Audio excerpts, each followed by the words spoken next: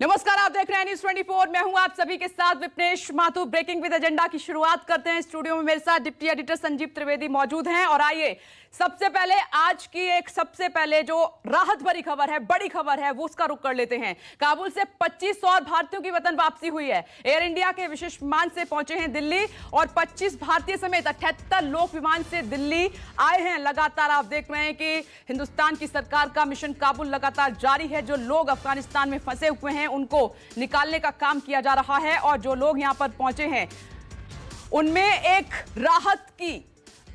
राहत की बात नजर आ रही है, जो उनकी बातों से झलक रहा है। सुकून हिंदुस्तान की जमीन पर पैर रखते ही उन्होंने महसूस किया है और ये तस्वीरें आप देख सकते हैं, फ्लाइट के अंदर की तस्वीरें हैं और साफ तौर पर उनकी खुशी दिखाई दे रही है। दिव्या हमारे साथ मौजूद हैं लगातार। दिव्या अपनी नजर बनाए भी हुए हैं। दिव्या, जो लोग लगातार हिंदुस्तान लौट रहे हैं, वतन वापसी जिनकी हो रही है, कैसा रिएक्शन है उनका, क्या कह रहे हैं वो?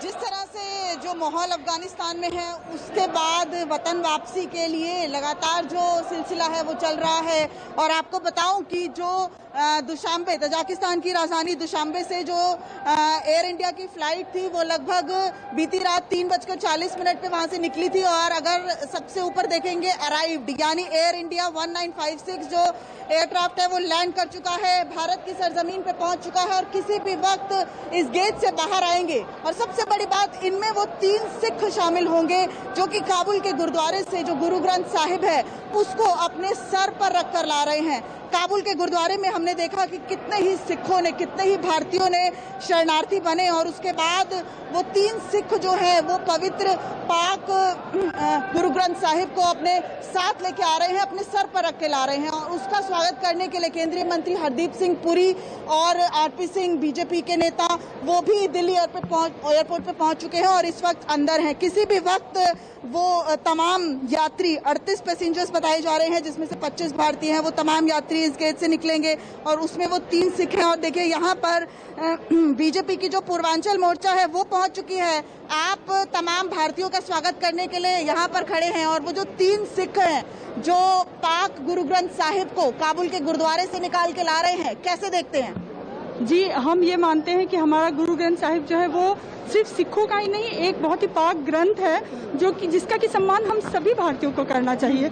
और वो तालिबानियों के हाथों से निकलकर वो हमारे देश वापस आ रहा है, तो हम उसका बहुत बहुत स्वागत करते हैं और हम चाहते हैं कि उसका बहुत ही सम्मान हो, सभी लोग उनका सम्मान करें और हम उनका बहुत ही दिल से हार्दिक स्वागत कर रहे हैं। नारे लग रहे हैं, भारत माता की जय के नारे लग रहे हैं, कैसे देखते हैं आज और जो भारतीय है वो सरजमीन पे कदम रखने वाले? देखिए, माननीय प्रधानमंत्री श्री नरेंद्र मोदी जी के नेतृत्व में भारत जो है तरक्की कर रहा है और जहां पर भी आपने देखा होगा पूर्व में भी जहां पर भारतीय फंसे होते हैं, हमारी भारत की सरकार सबसे पहले वहां आगे आकर के अपने लोगों को निकालने का काम करती है, इवैक्यूएट करने का काम करती है। तो एक भी भारतीय नागरिक किसी भी सरजमी पर फंसा नहीं रहेगा। भारत सरकार उसके लिए प्रतिबद्ध है, भारतीय जनता पार्टी की सरकार प्रतिबद्ध है। भारतीय जो है वो वतन वापसी कर रहे हैं और बहुत से लोग ऐसे हैं जिन्होंने जो सिख समुदाय से आए हैं यहाँ पे और अपने पाक ग्रंथ गुरु ग्रंथ साहिब जो है उसके स्वागत के लिए, उसके दीदार के लिए यहाँ खड़े हैं। यहाँ पे देखिए, भारतीय जनता पार्टी दिल्ली प्रदेश और अफगानिस्तान से आए हुए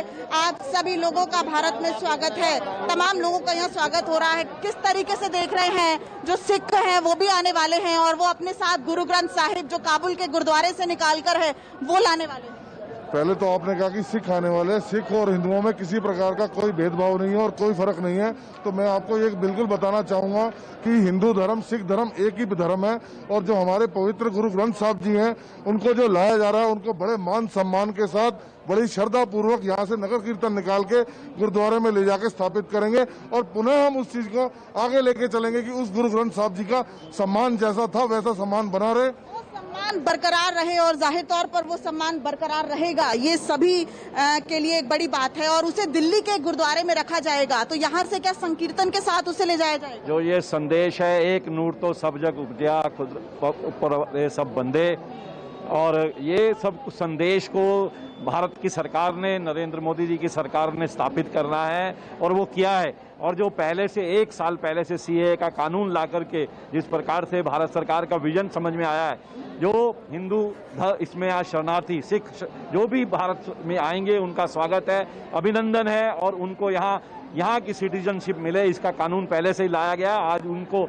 जहाँ वहाँ प्रताड़ना हुई है, तालिबान ने उनको मारा है, खदेड़ा है, उनके साथ रेप किया है, आज हम सब भारतीय जनता पार्टी के कार्यकर्ता उनको यहाँ शरण देने के लिए, यहाँ स्वागत करने के लिए पता पूरे जोश खरोश से स्वागत की तैयारी। और तेजिंदर बग्गा, आप तो लगातार भारतीयों के हितों की रक्षा हो उसके लिए लड़ते रहे हैं और आज जिस तरीके से यहाँ पर तमाम यात्री आ रहे हैं, क्या कहेंगे? देखिए, पिछले 1 हफ्ते के अंदर हमने देखा कि किस तरीके से अफगानिस्तान में जो तांडव हो रहा है मौत का, किस तरीके से लोगों को मारा जा रहा है, महिलाओं के साथ वहां शोषण किया जा रहा है, बच्चियों को स्कूल नहीं जाने दिया जा रहा है, लोग जो भी इस्लाम को नहीं मानते उनके पूजा पाठ को मना किया जा रहा है, रोका जा रहा है।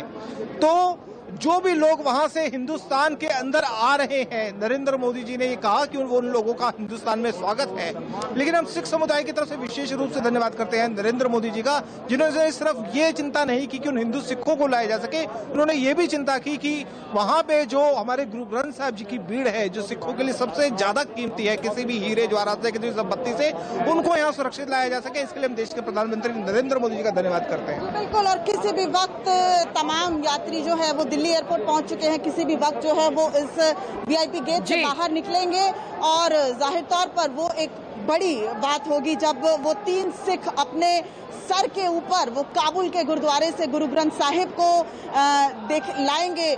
हम लोग भी उसका दीदार कर पाएंगे और यहाँ से बताया जा रहा है कि संकीर्तन के साथ ले जाया जाएगा और दिल्ली के गुरुद्वारे में उसे ससम्मान रखा जाएगा।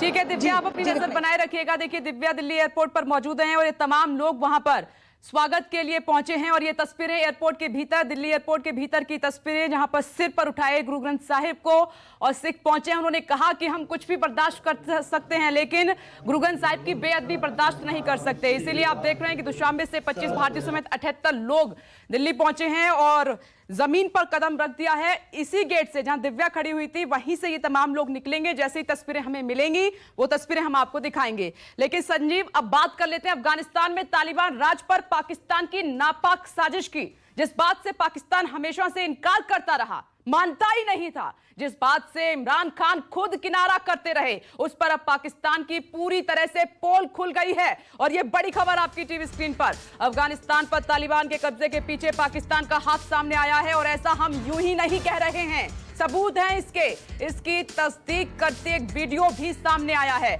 और यह वीडियो पीओके से आया है। पीओके में पाकिस्तान पोषित आतंकी संगठन जैश और लश्कर के आतंकियों के जश्न का वीडियो है ये, जो दुनिया के सामने आ गया है और इस वीडियो में आतंकियों का जोरदार स्वागत किया जा रहा है। फायरिंग कर आतंकियों का स्वागत हो रहा है। वीडियो में जैश और लश्कर के आतंकी बाइक और कार रैली निकालते हुए दिखाई दे रहे हैं। उनके हाथों में तालिबान का झंडा भी है और कंधे पर बंदूक भी रखी हुई है। दरअसल पाकिस्तान में पले बड़े जैश मोहम्मद और लश्कर तैयबा के आतंकवादी तालिबान का साथ देने के लिए अफगानिस्तान गए थे और वहां से लौटने के बाद अब पीओके में सभी का स्वागत किया गया है। इस वीडियो के सामने आने के बाद पूरी दुनिया के सामने पाकिस्तानी प्रधानमंत्री इमरान खान के उन दावों की पोल खुल गई है, उन दावों की हवा निकल गई है जिसमें वो दहशतगर्दों के खिलाफ कार्रवाई करने का दिखावा दुनिया के सामने किया करते थे। और अब आपको पाकिस्तानी न्यूज चैनल का एक डिबेट शो दिखाते हैं जिसमें इमरान खान की पार्टी पीटीआई की एक नेता ने कश्मीर के नाम पर जहर उगला है। पाकिस्तान के बोल्ड टीवी पर पीटीआई नेता नीलम इरशाद ने कहा कि अब कश्मीर में तालिबानी आतंकी आकर लड़ेंगे। तो इमरान खान की पार्टी के नेता किस तरीके से टीवी पर जहर उगल रहे हैं वो आपने देखा है। इसीलिए एक बार फिर से जिस तरीके से पीओके में जैश और लश्कर तैयबा के आतंकियों को जगह दी है जो कि अफगानिस्तान से जेल से छूट कर आए हैं, सीधे वहां पर जश्न मना रहे हैं। इसलिए पाकिस्तान एक बार फिर से दुनिया के सामने एक्सपोज हो गया है क्योंकि हर कदम पर उसने झूठ बोला है कि वो दहशतगर्दों को पनाह नहीं देता, लेकिन वो आतंकियों को अपने घर में पालता है। आज इसी पर हम चर्चा करेंगे। खास मेहमान इस वक्त हमारे साथ मौजूद हैं। Lieutenant general retired Gurmeet Singh sir हमारे साथ मौजूद हैं, डिफेंस एक्सपर्ट हैं। Major general retired AJ Bejaini sir हमारे साथ जुड़ गए हैं, defence expert. Group captain retired UK Devnath sir भी हमारे साथ मौजूद हैं। साथ ही group captain retired DK Pandey sir भी हमारे साथ मौजूद हैं, डिफेंस एक्सपर्ट हैं। आप सभी का बहुत बहुत स्वागत है। इसके अलावा संजीव त्रिवेदी मेरे साथ स्टूडियो में हैं और आसिफ स्वाब श्रीनगर से इस वक्त मेरे साथ यहाँ पर नजर आ रहे हैं। चर्चा की हम शुरुआत करेंगे संजीव, और लेकिन मुझे लगता है कि सबसे पहले तो जो हालात हाजिर है बिल्कुल उसको समझा जाए। हमारे सहयोगी आसिफ इस वक्त श्रीनगर में हैं और श्रीनगर से हम उनसे जानने की ये कोशिश करते हैं कि आखिरकार ये जो पूरा वाकया है ये क्या है, पीओके में कल क्या हुआ है। ये जो हर्ष फायरिंग, सेलिब्रेटरी शॉट्स के वीडियो हम देख रहे हैं आसिफ, ये क्या है कहानी? वहां पर एलओसी के पास तालिबानी आतंकी पहुंच गए हैं, कुछ इस तरह की बातें हैं क्या?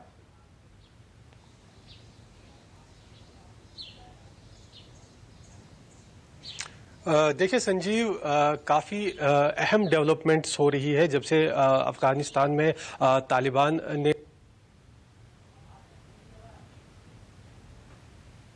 चलिए, आसिफ से भी संपर्क नहीं हो पा रहा है संजीव, चर्चा की शुरुआत कर हाँ, लेकिन ये जरूर है कि एक बड़ी तस्वीर उभर कर सामने आ रही है विपनेश, और वो बड़ी तस्वीर ये है कि कुछ ऐसा हो रहा है जिसमें कि अगर डेवलपमेंट्स अफगानिस्तान में है तो कुछ उस तरह की जो डेवलपमेंट्स हैं वो धीरे धीरे करके कश्मीर की तरफ अपना असर दिखा रही हैं। ये ऐसा नहीं है कि कुछ नई बात सामने आ रही है विपनेश, हम लोगों को हमेशा से ये शक था कि कहीं ऐसा हो सकता है कि कुछ लोग जो कि तालिबान में संघर्ष जो है अफगानियों का, उसमें मुश्किलें बढ़ाने के लिए पीओके से भेजे गए थे, और ये अब वो वापस आ रहे हैं। ये तस्वीरें उसकी गवाह हैं कि अफगानियों को मुश्किलें खड़ी करने के बाद अब यही लोग वापस लौट करके पहुंच रहे हैं पीओके। और इरादा क्या है? इरादा क्या उस लॉन्च पैड से जो पीओके में है उससे कश्मीर में प्रवेश करने का है? हम फिर से अगर कनेक्ट होने में सफल हुए तो आसिफ से जानेंगे, लेकिन ये जरूर है कि हमें अपने तमाम डिफेंस और सिक्योरिटी एक्सपर्ट से आज ये जानना पड़ेगा कि सबसे पहले हम लेफ्टिनेंट जनरल गुरमीत सिंह साहब के पास चलेंगे और उनसे समझने की कोशिश करेंगे कि इसको हम कैसे देखें सर, क्योंकि ये एक सिचुएशन इमर्ज कर रहा है। इस सिचुएशन की ग्रेविटी क्या है और इसको हम कैसे डिस्क्राइब करें? जो अभी अफगानिस्तान में तालिबान और जो सरकार से वहां पर ट्रेजिडी क्राइसिस का क्या हुआ है, उसका जो एक चुनौती है टेररिज्म, रेडिकलाइजेशन और पूरे इलाके के अंदर, मैं कहूंगा कि पूरे विश्व में, खास तौर पर सेंट्रल एशिया, साउथ एशिया और इन इलाके के अंदर में जो टेररिज्म है, रेडिकलाइजेशन है, वो अवश्य बढ़ेगा। और एक बात तो पक्की है, जो पाकिस्तान शुरू से ही डिनायबिलिटी, झूठ और प्रोपेगेंडा करता रहा है कि उनका कोई हाथ नहीं है, ये सरासर उनका ये डिनायबिलिटी रहा है। लेकिन असलियत तो ये है और पूरी दुनिया ने ये जान लिया है कि पाकिस्तान ने ही तालिबान को रेज किया था। और जब भी जो तालिबान का ऑफेंसिव हुआ था उसके अंदर में 20,000 तक जो लड़ाकू हैं वो पाकिस्तान ने भेजे थे, उसके अंदर में एलईटी, जेईएम वगैरह शामिल थे। और आपने जो इनपुट दिया है कि जो अफगानिस्तान के प्रिजन से छोड़े गए हैं, जो जेईएम और एलईटी के जो टेररिस्ट हैं, टीटीपी के हैं, वो भी वापस आएंगे। और एक बात पक्की है कि इसका इफेक्ट हमारे इलाके में अवश्य ही पड़ेगा। और ये तो जो आपने अभी दृश्य दिखाया है कि पीओके के अंदर में उन्होंने जो सेलिब्रेशन कर रहे हैं, ये उनकी गलत फहमी है, ये उनकी गलत फहमी है और इल्यूजन है। हाँ, वो एम्बोल्डन पक्का होंगे, लेकिन मैं आपको एक चीज बिल्कुल, क्योंकि मैंने 10 साल बिताए हैं कश्मीर में काउंटर टेररिज्म में, ये पहले भी आए थे अफगानिस्तान से, तालिबान से ये आए थे। और आपको तो मालूम है कि किस प्रकार से जो पाकिस्तान का जो खेल था कश्मीर के अंदर में, उसको पूर्ण रूप से एकदम फेल किया है। और 5 अगस्त 2019 के बाद में तो एकदम उनका जो कहानी थी, नैरेटिव थी, एकदम उखाड़ दिया है।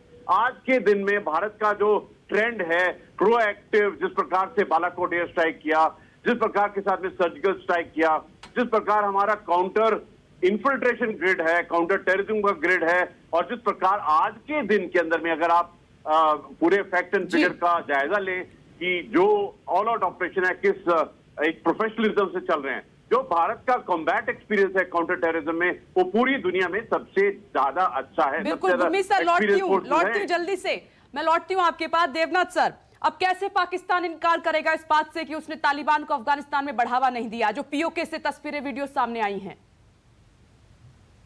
पाकिस्तान अब इस बात से इनकार नहीं कर सकता कि उसने तालिबान को अफगानिस्तान में भेजकर अफगानिस्तान में टेररिज्म को बढ़ावा दिया है। अमेरिका की CIA की कई रिपोर्ट्स में रिसेंटली ये खुलकर खुलासा हुआ है और CIA रिपोर्ट्स में ये डॉक्यूमेंट्स अवेलेबल हैं जो कि ये शो करती हैं कि पाकिस्तान की आईएसआई और काफी हद तक उनकी जो मिलिट्री है वो अफगानिस्तान में बहुत क्लोजली इन्वॉल्व थी। पाकिस्तान की जो मिलिट्री जिहादी एक्सिस है, इसका काम अफगानिस्तान में बहुत ही दुखदपूर्ण रहा। इस रिपोर्ट पर यूके की पार्लियामेंट में भी चर्चा हुई थी, जहां पर कि उनके प्रधानमंत्री ने भी कहा कि पाकिस्तान पर कुछ तरह का कंट्रोल, नकेल लगाना अब बहुत जरूरी होगा, ताकि ऐसी घटनाएं अब से अफगानिस्तान तो क्या सेंट्रल एशियन रीजन के किसी भी कंट्री में ना फैले। देखिए, पाकिस्तान का वजूद ही है जिहादी एलिमेंट्स को पनपने देना तथा विश्व में अलग अलग जगह पर जिहादी एलिमेंट्स को भेजकर वह अपनी विदेश नीति को कामयाब करना चाहिए। पाकिस्तान सोचता है कि वह विश्व में इस्लामिक देशों का लीडर बनेगा। इसके लिए उसने as a state sponsored terrorism को अपना स्टेट पॉलिसी ऑफ इंस्ट्रूमेंट बनाया हुआ है। जी जी, बिल्कुल बिल्कुल। America, western democracy. सर, मैं आपको रोकूंगा यहाँ पर। हमारा संपर्क हमारे संवाददाता आसिफ से, जो श्रीनगर से इस वक्त लाइव हैं, दोबारा हो चुका है और आपसे जानना चाहेंगे आसिफ कि क्या तस्वीर वहां पर उभर कर सामने आ रही है। आप बता रहे थे कि कुछ गंभीर डेवलपमेंट्स हाल के दिनों में हुई हैं।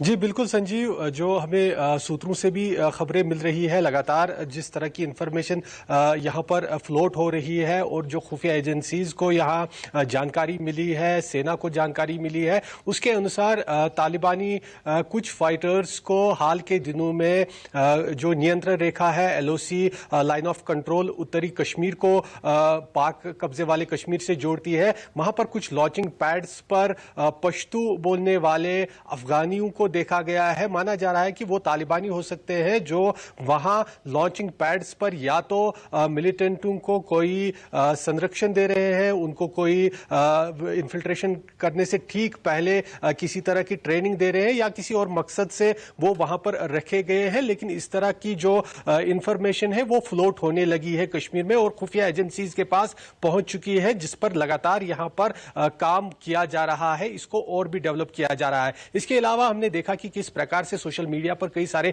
वीडियो सामने आ रहे हैं, दूसरे सूत्रों से वीडियो सामने आ रहे हैं। हालांकि इन्हें वेरीफाई इंडिपेंडेंटली नहीं किया जा सकता, लेकिन जो जानकारी भी निकल कर आ रही है वो यही है कि जो लश्कर और जैश के मिलिटेंट तालिबान के साथ वहां अफगानिस्तान में लड़ते थे, उनके साथ मिले हुए थे, उन्हें उन दिनों में पिछले सालों के भीतर काबुल जेल में पकड़कर रखा गया था। उनकी वहां पर तालिबान में काबुल के आने के साथ ही रिहाई हो गई है और वो सारे आसिफ, अपनी नजर बनाए रखिएगा, हम लौट रहे हैं आपके पास।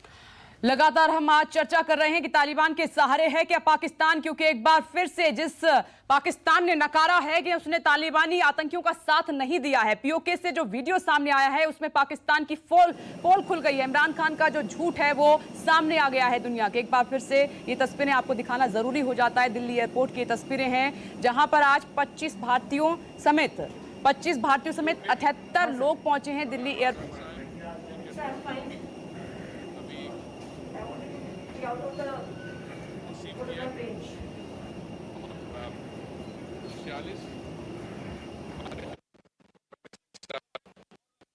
साहिब को रिसीव किया, बड़ा वेलकम हुआ है, बड़ी संख्या में लोग भी वहां पर पहुंचे हैं और जैसे ही भारतीय लोग लौट कर आए हैं उन्होंने अपनी खुशी का इजहार भी किया है और साथ ही जो अफगानिस्तान में हालात बने हुए हैं उनको भी बयां किया है। ये दिल्ली एयरपोर्ट के भीतर की तस्वीरें हैं। एयर इंडिया की फ्लाइट लैंड कर चुकी है और जैसे ही गुरु ग्रंथ साहिब लेकर ये सिख वहां पर पहुंचे और तमाम लोग वहां पर पहुंचे, केंद्रीय मंत्री हरदीप सिंह पुरी आपको नजर आ रहे हैं, उन्होंने गुरु ग्रंथ साहिब को रिसीव किया है। 3 प्रतियां हैं जो सिर पर उठाई हुई हैं। ये तस्वीरें लगातार हम आपको दिखा रखे हैं क्योंकि जैसा कि आपने सिखों को सुना, भारतीयों को सुना, उन्होंने कहा कि कुछ भी हो जाए गुरु ग्रंथ साहिब की बेअदबी हम बर्दाश्त नहीं कर सकते, इसीलिए अफगानिस्तान से ही उन्होंने सिर पर इसको उठाकर रखा। सुनिए। Now you will appreciate that because of the prevailing pandemic, it is necessary for them to they've all been, I'm sure they're all right, they've been RT-PCR tested and in a few hours time they will then make their way. A very warm welcome awaits them. Bharatiya Janata party के कार्यकर्ता यहाँ पहुंचे हुए हैं, बहुत लाज। तो ये तस्वीरें दिल्ली एयरपोर्ट से लगातार आप देख रहे हैं और एक बार फिर से चर्चा की हम शुरुआत कर लेते हैं, क्योंकि पाकिस्तान जो कहता है दुनिया के सामने कि वो दहशतगर्दों को, आतंकियों को पनाह नहीं देता, लेकिन असल में अफगानिस्तान में जो संजीव हुआ उसका जिम्मेदार पाकिस्तान साफ तौर पर नजर आ रहा है। तस्वीरें हैं विदेश, ये पाकिस्तान को कभी भी अच्छी नहीं लगेगी। विश्वास और आस्था नहीं दी, तमाम मुश्किलें झेली इन सिखों ने, और ये तो वो हैं जो कि नागरिक थे अफगानिस्तान के, लेकिन वहां पर रहना तालिबान ने मुश्किल कर दिया और फिर भारत ने बढ़ करके उन्हें रिसीव किया। आज सुरक्षित भारत पहुंच गए हैं। और आपको हम यहाँ बताते चले कि सबसे बड़ी चिंता की बात आज की तारीख में ये हो सकती है कि अब तालिबानी जो हैं क्या हमारी तरफ निशाना साध सकते हैं। कुछ इस तरह की रिपोर्ट आ रही है। भारत की तैयारी चुस्त दुरुस्त, मजबूत तैयारी, और यहाँ ये भी है कि जो जम्मू कश्मीर के डीजी साहब हैं वो भी दिल्ली में पहुंच चुके हैं। ये जानकारी हम आपके साथ शेयर करना चाहेंगे। लेकिन हमारी तैयारियों के बीच एक सवाल ये ज़रूर बनता है मेजर जनरल जैनी साहब के, आखिरकार जब हमने फरवरी में सीज फायर का ऐलान किया और पाकिस्तान ने अचानक से कहा कि हम सब तैयार हैं, सीज फायर होना चाहिए, तो क्या ये पाकिस्तान की चाल थी? वो अपने आप को अफगानिस्तान बॉर्डर पर सक्रिय करना चाहता था और इस तरफ से उसने ध्यान हटाया और फिर वहां उसने तालिबान को सपोर्ट करते हुए काबुल पहुंचाया। अब काबुल से उन तालिबानियों को जिसको उसने चुना है, चुन करके पीओके लेकर आ रहा है ताकि भारत के खिलाफ उनका इस्तेमाल किया जा सके। जी संदीप, देखिए इसमें कोई दो राय नहीं है। ये राय भारत में नहीं पूरे विश्व में है कि पाकिस्तान जैसा चालबाज, झूठा, भिकमंगा और गिरा हुआ देश आपको ढूंढने से नहीं मिलेगा विश्व के नक्शे पर। ये बात कुछ करते हैं, काम कुछ करते हैं। पाकिस्तान में कुछ करते हैं, अफगानिस्तान में कुछ करते हैं, पीओके में कुछ और करते हैं, कश्मीर में जाके कुछ और करते हैं। इनके ऊपर कोई भरोसा नहीं, इनकी बात पर कोई विश्वास नहीं है। अभी आप थोड़ी देर पहले कह रही थी विपनेश की क्या तालिबान के सहारे है पाकिस्तान? मैं कहूंगा कि ये साठगांठ है। तालिबान के सहारे है पाकिस्तान और पाकिस्तान के सहारे है तालिबान। पाकिस्तान ने ही तालिबान को रेज किया था, पाकिस्तान ने ही तालिबान को ताकतवर बनाने में मदद करी थी। सारा फंडिंग जो गया है, जो अमेरिका का पैसा आया है, वो सारा पाकिस्तान के थ्रू ही तालिबान को गया है। आज के दिन वही दिक्कत हो रही है। पाकिस्तान के पास पैसा नहीं है देने के लिए तालिबान, और तालिबान के पास पैसा नहीं है, तो और अफगानिस्तान गवर्नमेंट का जो पैसा था वो सब सील हो गया है। जब 4 दिन पहले तालिबान की हुकूमत ने कब्जा किया था सर, डीके पांडे सर आपकी बात पर कुछ कहना चाह रहे हैं, जल्दी से मैं रिएक्शन चाहूंगी। एक भी रिएक्शन अब तक उनका नहीं हो पाया। डीके पांडे सर, क्या पाकिस्तान कोशिश करेगा भारत में घुसपैठ करने की और इसीलिए दिलबाग सिंह को दिल्ली तलब किया गया है? हालातों पर सरकार चर्चा करेगी उनके साथ कि कैसे कंट्रोल किया जाए ना आतंकवादियों को अब वहीं पर रोका जाए। निश्चित रूप से पाकिस्तान के लिए बहुत बड़ी समस्या है, क्योंकि UNHCR की रिपोर्ट है कि 2020 से लगभग 14 लाख लोग जो है अफगानिस्तान से गए हैं पाकिस्तान में। अब उनको कैसे संभालेगा एक मुल्क जो खुद अपनी माली हालत संभाल नहीं पा रहा है, लोगों को खाने पीने की व्यवस्था नहीं कर पा रहा है, वो इन जो है लाखों की स्तर पर जो लोग आए हैं उनको कैसे संभालेगा, कैसे रोटी देगा? तो निश्चित रूप से चाहेगा कि वो उनका ये भार जो है आसपास के देशों में चला जाए। और दूसरा, चीन का पूरा सपोर्ट है, क्योंकि चीन के जो है वो इकोनॉमिक इंटरेस्ट है अफगानिस्तान में। वो चाहेंगे कि जल्दी से जल्दी वहां पर वो अपने डोमिनेंस अख्तियार कर सके, और पाकिस्तान को सपोर्ट कर ही रहा है। तो एक उनके लिए जो इकोनॉमिक टारगेटिंग है चाइना की, उसको भी बल मिलता है। तो निश्चित रूप से वो चाइना भी सपोर्ट करेगा पाकिस्तान को कि वो जो है भारत, जो कि उनके लिए एक सरदर्द बनता जा रहा है धीरे धीरे, बिल्कुल, लेकिन उनको उलझा के रखें। पांडे साहब, ये बात तो सही है, लेकिन ये आसान नहीं होगा, क्योंकि अब वो कश्मीर में जिसको बहुत आसानी से वो घुस जाया करते थे, वो स्थितियां नहीं रही हैं। और तालिबान हो या फिर कोई जैश का या लश्कर का आतंकी। और संजीव, पाकिस्तान को ये नहीं भूलना चाहिए कि अफगानिस्तान की जेलों से वो आतंकी भी छूटे हैं जिन्होंने पाकिस्तान में बड़े धमाके किए हैं, और पाकिस्तान के लिए ही समस्या होने जा रही है आने वाले दिनों में। संजीव, वक्त की कमी है, चर्चा को यहीं विराम देना होगा। सर, आप सभी का बहुत बहुत शुक्रिया। मुझे और संजीव को दीजिए आज के लिए परमिशन, हम फिर हाजिर होंगे। आप देखते रहिए News 24। नमस्कार। नमस्कार, मैं हूं मानक गुप्ता। अगर आपको हमारा ये वीडियो पसंद आया हो तो इसे लाइक और शेयर जरूर करें, और हां, हमें सब्सक्राइब और फॉलो करना ना भूलें ताकि आप देश और दुनिया की कोई खबर मिस ना करें। तो जुड़े रहिए हमारे साथ और देखते रहिए News 24।